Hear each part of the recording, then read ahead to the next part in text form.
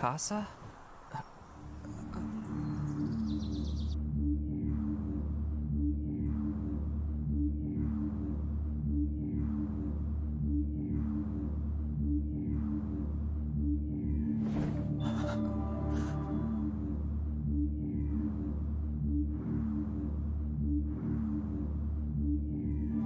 Long ago, when our world was still young, and all manner of unknown things began to form, that which we call life was born.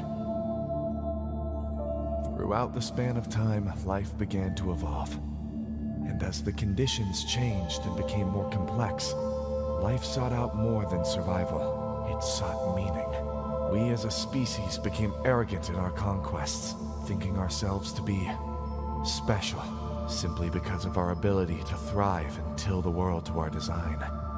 And yet, in spite of all odds, one such ancient life form persisted through millennia. Refusing to pass on, it waited. Why? For what purpose?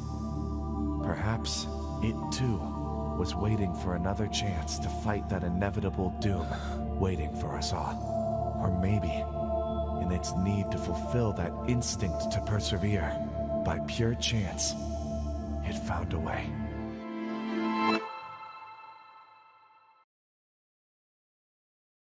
Hello everyone, the Color Owl here. As you guys know, the Attack on Titan manga has been concluded for quite some time now, and I was a bit lost to what to cover next, until I came across this fan ending called Attack on Titan no Requiem.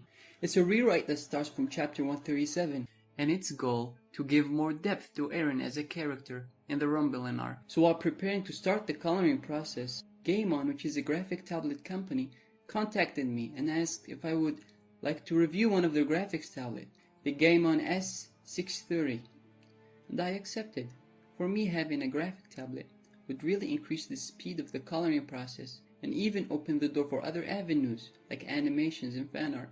So let's start with a quick unboxing. Inside the box, we're greeted by a thank you card and links to download the drivers. Also, we have a quick start guide to make you more familiar with the drawing tablet. Next, we have this pouch that houses around 8 spare nibs and the nib clipper to remove the worn out nibs, and a USB Type-C if you have an Android phone to plug the tablet to. On this side, we have a USB adapter that connects the tablet to your PC or phone, and a battery-free pen with 8192 level pressure sensitivity.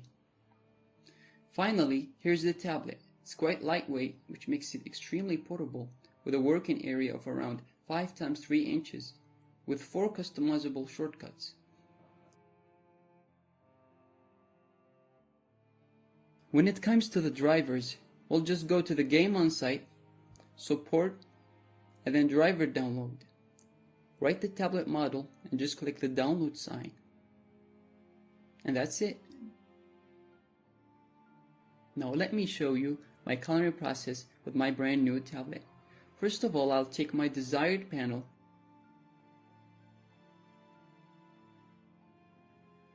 and then upscale it using a software called 2Pos Gigapixel AI. The upscaling process will increase the resolution while also soften and blend the screen tones. I was so happy when I discovered this process, because I don't really like screen tones. It works in black and white manga, but when it comes to coloring, in my opinion, it doesn't look as good. Now I'll start with the coloring process. First, I create a new layer, set it to multiply, and start with the basic coloring.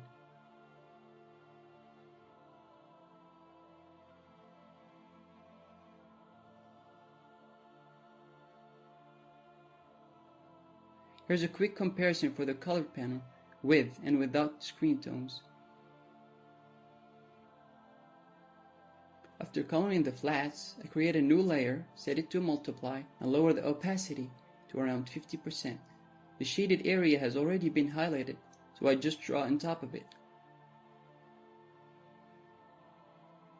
After that is done, I'll go to filter and just blur the edges using Gaussian blur. Sometimes the edges will still be rough, so I blend them using a blending brush. My favorite one is the Blend Master Flash by Eric Anthony. After all that is done, I add a little more shading around the eyes and the lower area of the hair.